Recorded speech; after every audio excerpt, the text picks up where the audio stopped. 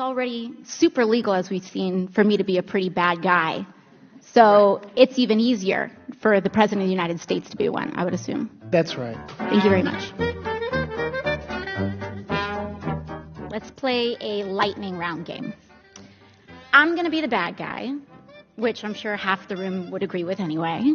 And I want to get away with as much bad things as possible, ideally to enrich myself and advance my interest, even if that means putting my interests ahead of the American people. I have enlisted all of you as my co-conspirators, so you're going to help me legally get away with all of this. So, Mrs. Hobart Flynn, I want to run. If I want to run a campaign that is entirely funded by corporate political action committees, is there anything that legally prevents me from doing that? No.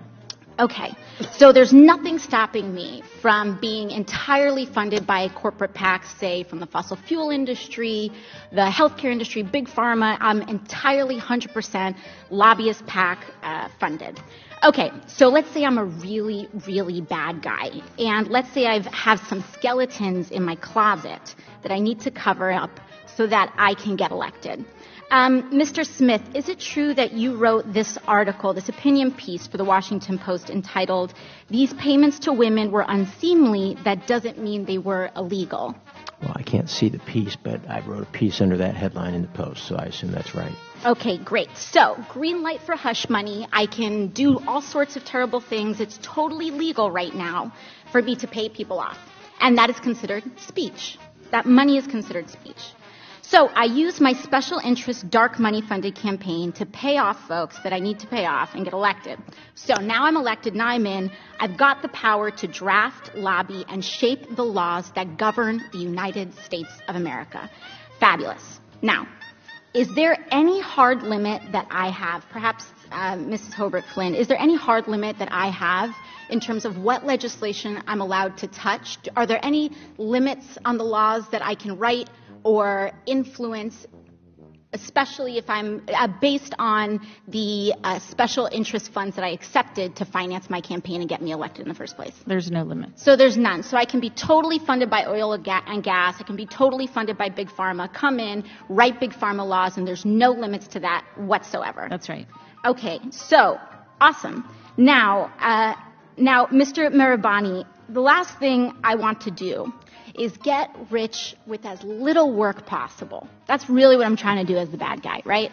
So is there anything preventing me from holding stocks, say, in an oil or gas company, and then writing laws to deregulate that industry and cause, that could potentially cause the stock value to soar and accrue a lot of money in that time? You could do that. So I could do that. I could do that now with the way our current laws are set up. Yes? Yes. Okay, great. Is it possible that any elements of this story apply to our current government and our current public servants right now? Yes. Yes. So we have a system that is fundamentally broken. We have these influences existing in this body, which means that these influences are here in this committee shaping the questions that are being asked of you all right now. Would you say that that's correct, Yes. Mr. Mirabani or Mr. Schaub? Yes. All right. So one last thing, Mr. Schaub.